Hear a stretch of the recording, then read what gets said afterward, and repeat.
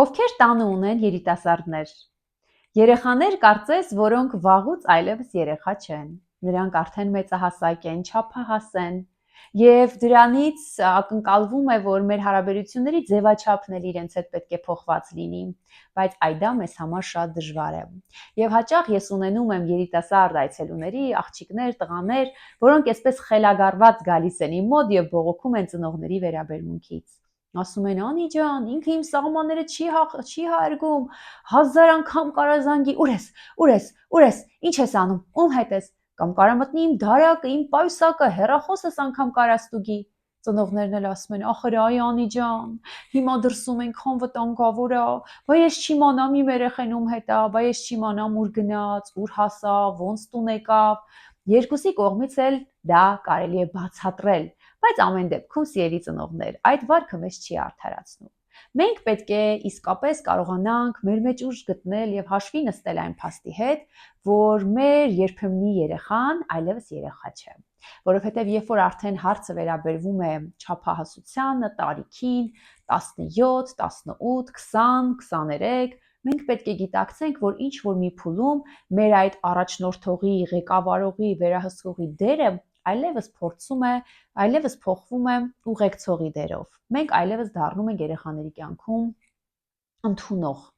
ուղեկցող, աջակցող։ Բաներ կան, որ մեզ դուր չի գալիս։ Բաներ կա, որոնց հետ մենք համաձայն չենք։ Բաներ կա, որը մեզ խելագարության անգամ կարող է հասցնել, բայց մենք այդտեղ որևէ բան չենք կարող անել։ Հաճախ է լինում, որ ծնողը գալիս է, թերապիա է վերցնում անգամ, եւ իր միակ նպատակն է, որ ինչ որ մի ձևով իր չափահասին բերի ինձ մոտ թերապիայի։ Գալիս է, որ հասկանա ոնց պետք է իր չափահասին բերի թերապիայի։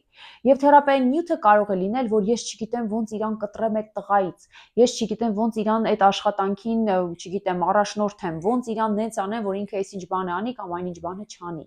Օրինակ ծնողը կարա ասի, ընդհանրապես տնից դուրս չի գալիս, Անի ջան, ոչ մի ընկեր չունի, շփումներ չունի, ծանոթներ չունի, ոնց անենք այդ երեխայի մեջ մի քիչ ակտիվություն մտցնենք։ Եվ ես միշտ ասում եմ, որ բաներ կա, որ կարող է ձեզ դուր չգալ, բաներ կա, որոնց հետ դուք համաձայն կարող եք չլինել, բայց այս փուլում, երբ որ ձեր երեխան այս տարիքում է, այս կարգավիճակում է, այլևս այս դերում է, դուք որևէ բան անել չեք կարող։ Եվ դա որպես թերապևտ ինձ համար էլ է դառնում սահման, որ ես ինքս գիտակցում եմ, թույլ տվեք այս բառը օգտագործել, իմ լիմիտները, հա, տեղեր կա, որ այդտեղից այն կողմ ոչ ես, ոչ ծնողը որևէ բան չենք կարող անել, որովհետև անձը ինքը կարող է արդեն որոշել, ընտրել, եւ ես կկրկնվեմ, նա կարող է կատարել այնպիսի ընտրություններ, որը որ ընդհանրապես ձեր արժեքներին դեմ է,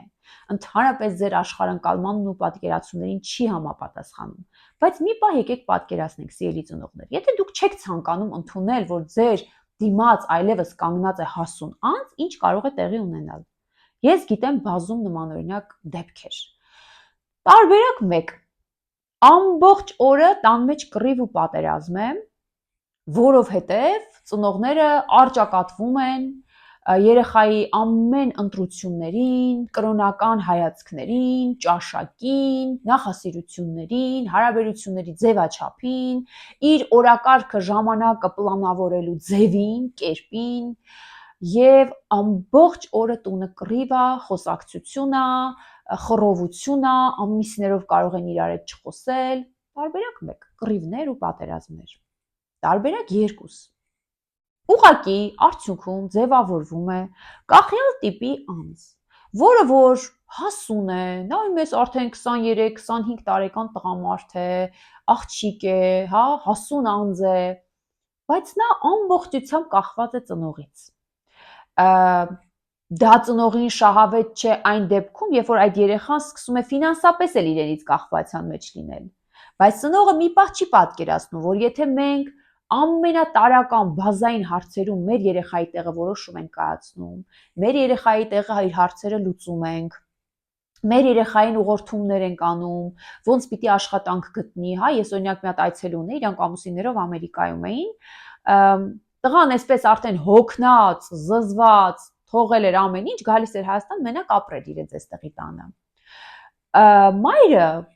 այստեղ ուներ բարեկամներ, որոնք պաշտոնյաներ են, շատ լավ գործի են,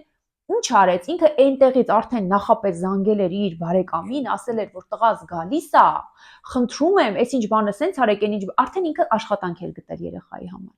Այսինքն այդ երեխան, իդեպ ասեմ, այդ անձը, ում հետ ես աշխատում էի, բաներ ծխում, պլաներ ծխում, հա, այդ խնդիրը ուներ եւ ինձ երբ որ իրենք դիմել էին, որ իրենց երեխային, չակերտյալ երեխային ես ազատեմ, փորձեմ օգնել ազատել կախվածություններից։ Բայց երբ որ ես գնում էի նրանց ընտանիքի ներսում փորձում էի հասկանալ ինչ է կատարվում, ես հասկանում էի, որ իրենք իրենց վարքով անընդհատ ստեղծում են պայմաններ, որ այդ երեխան իրենցից այդ տղան, այդ հասուն անձը կախվածության մեջ լինի ծնողներից, իրենցից։ Մի կողմից դա իրենց շահավետ է, մյուս կողմից դա իրենց խանգարում է, համ իրենք այն անձն են, ով ագրեսորի նման հայհոյում են այդ տղային, ասում էին, որ դու մարդ չես դառնա, մեր դարդն ես, մեր ճակատագիրն ես, մեր խաչն ես, չենք կարում հանգիստ ապրենք օրծերություն, որտեղ դու մեզ հանգիստ չես տալիս։ Մյուս կողմից նրանք պատրաստ չէին տեսնելու իրենց երեխայի կյանքում որևէ դիսկոմֆորտ։ Մի րոպե շուտ նրանք փորձում էին կանխել իրենց երեխայի կյանքում ցանկացած դժվարություն։ Նրանք պատրաստ չէին տեսնելու, թե ինչպես է իրենց երեխան անցնում դժվարությունների միջով, եւ ահա թե ինչպես կարող է ձևավորվել կախյալ տիպի անձը։ Հենց այդպես, երբ որ մենք թույլ չենք տալիս, որ անձը ունենա սպասման շրջաններ, հա, որ օրինակ ունի մի պահանջմունք բավարարելու համար, նա պետք է սպասի, հա, ինքը կունենա այդ ինչ բանը, բայց ոչ հիմա։ Դրա համար ինքը պետք է սպասի, դրա համար պետք է ջանքեր գործադրի։ Իդեպ ասեմ, սա աղջիկ-տղա հարաբերությունների ձևավորմանն էլ է շատ խանգարում։ Ես հաճախ եմ հանդիպում տղաների, որոնք աղջիկների հետ հարաբերություններ սարքելու ձև չգիտեն։ Նրանք գիտեն, թե ինչպես զանգեն եւ ցանկալի աղջիկը հայտնվի իրենց կողքին, բայց երբ որ նրանք ուզում են առաքինի, պարկեշտ, ընտանեկան, երկարատև կայուն հարաբերություններ, նրանք ձևը չգիտեն, որովհետեւ որ նրանց ասում ես, որ գիտես, դու պետք է գնաս այդ աղջկայի հետևից համալսարան, պետք է ժամերով այսպես մուտքի դիմաց սպասես, մինչև այդ աղջիկը դասից դուրս գա, կարա լինի, որ դու ժամերով սպասես, պարզվի նա այդ օրը դասի չի եկել, հետո պետք է գնաս նրանց բակում պատուհանի տակ ժամերով, նրանք ասում են, ես հավես չունեմ, իրանք ուզում են արագ, որովհետև իրենք սովոր են, որ ինչ որ իրենց պետք է, այստեղ եւ հիմա ստանում են։ Հիմա չեմ ուզում նյութը ավելի ուղեմ կախվածություններին եւ այլն, թե չգիտեմ ինչի ուղղորդվեց, բայց սիրելի ծնողներ, մի պահ եկեք կանգ առնենք։ Հասկանանք, արդյոք մենք հաշվի նստում ենք մեր երեխայի տարիքի հետ։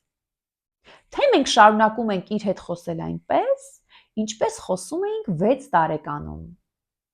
Արա հələ արստեղ, արա հələ ես մի բանը բեր։ Արդյոք մենք կարողանում ենք գիտակցել, որ մեր դիմաց կանգնած է 30+ անձ։ Ես հիմա հիշեցի նորից իմ այցելուներից մի դեպք, որ նա ասում էր, որ Անի ջան, երբ որ ես իմ ամուսնու հետ գնում եմ իմ ծնողներին հյուր, իմ ամուսինը իմ աչքին բարձրանում է։ Ես հպարտանում եմ իրանով, ասենց նայում եմ, ուրախ եմ, որ ինքը իմ ամուսինն է։ Բայց երբ որ ես իր հետ հայտնվում եմ իր ծնողների տանը, ինքը իմ աչքից ընկնում է, ինքը ոնց որ արժե զրկվի։ Այդ վերաբերմունքը իր ծնողների իրեն ինձ զզվելի է, օրինակ, չգիտեմ, մայրը կարար ասեր ոտերդ բան հակի փորդ կցավա, գլխարդիր գլուխդ կսարի, ու ինչ որ նման բաներ, ասում էր ոնց որ ինքը իմ աչքին արժե զրկվի։ Այսինքն արդյոք մենք մի պահ կարողանում ենք հասկանալ, որ եթե իմ տղան արդեն 30 տարեկան է, երբ որ իր ոտքերը սառի, ինքը գուցե դա արդեն պիտի զգա, գուցե պետքա զգա։ Մենք հիմա մանկապարտեզի երեխաներին ենք սովորեցնում լսել իրենց մարմինը, հա, ասում են, որ երեխաներ ջան, երբ որ ձեր փորիկը ցավում է, գուցե դուք սոված եք, երբ որ ձեր աչքերը փակվում է, գուցե դուք քնել եք ուզում։ Միթե դուք կարծում եք, որ ձեր 30 տարեկան երեխան դեռ չգիտի երբ պիտի քնի, երբ պիտի ուտի, մրսում է թե չի մրսում։ Եվ այո, շատ հաճախ այդ 30 տարեկան մարդը դա չգիտի։ Ինչու չգիտի, որովհետև ծնողները անընդհատ մասնակից են եղել իր կյանքի ամենատարրական հարցերում, անընդհատ ուղղորդել են, անընդհատ աջակցել են, տարել են, բերել են, կարծիք են հայտնել, խոսել են, այսինքն ծնողների ձայնը դարձել է իր ներսի ձայնը, եւ եթե մի պահ մենք պատկերացնենք, որ այդ երեխայի կյանքում, այդ անձի կյանքում ծնողները չկան, դա դառնում է ողբերգություն, դա դառնում է աղետ, եւ հետո էլ մենք գործ ենք ունենում արդեն ուրիշ խնդիրների հետ, երբ որ անձի կյանքում ձևավորվում են տագնապային մտքեր, որ ինչ կլինի, եթե հանկարծ իմ ծնողը մահանա։ Ես ունեմ այցելուներ, շատ երկար ժամանակ նրանք լուրջ տագնապներ ունեն, որտեղ այն միտքը, որ մի օր իմ մաման կարա մահանա, իրենց խելագարության է հասցնում։ Իրենց մոտ սկսում են տագնապային գրոհներ, անգամ այցելու ունեն, որի մոտ կպչուն օբսեսիվ կոմպուլսիվ խանգարում է ձևավորված, 3 տարուց ավել է նա նորմալ չի կարողանում տնից դուրս գա, շփվել եւ հիմքում ընկած է շատ ու շատ բնականաբար բաներ, բայց հիմքում ընկած է նաեւ այդ վախը, որ մամաս կարա մահանա, ես կարամ մնամ առանց մամայի, ես կարամ մնամ մենակ։ Այդ միայնակության միտքը, այդ մահվան փաստ, այդ կորուստ, այդ պատասխանատվության ստանձնում, այդ անորոշությունը։ Մի խոսքով ընկերներ, ես ինչպես արդեն իմացած նյութի մեջ էլ ասել եմ, ես չեմ պատրաստվում այլևս նկարեմ այսպես 2-3 րոպեանոց կարճ նյութեր, որտեղ հնարավոր չի լինում այսպես խորանալ թեմաների մեջ։ Այնպես որ եթե կլինեն մարդիկ, ովքեր չեն սիրում ինձ երկար լսել, դադարեք կոմենտներում գրեք շատ երկար էր նյութը, եթե երկար էր դուք ուղղակի կարող եք չլսել, գնացեք կարճ նյութեր լսեք, շատ Facebook-ում կարճ հրապարակումներ կան։ Իսկ իմ էջում ես կփորձեմ այսպիսի երկար բովանդակալից վերլուծություններ դնել, որպեսզի մենք մտածենք միասին։ Իսկ եթե ձեզ այսպիսի թեմաները հետաքրքրում են, հետևեք իմ YouTube-յան ալիքին, Facebook, TikTok, Instagram, մենք այնտեղ խոսում ենք հարաբերություններից, ընտանեկան, զույգային, երեխա ծնող հարաբերություններ, կոլեկտիվ աշխատող հարաբերություններ, տարբեր տեսանկյուններից դիտարկում ենք անձին եւ անձի շուրջը կատարվող հարաբերությունները։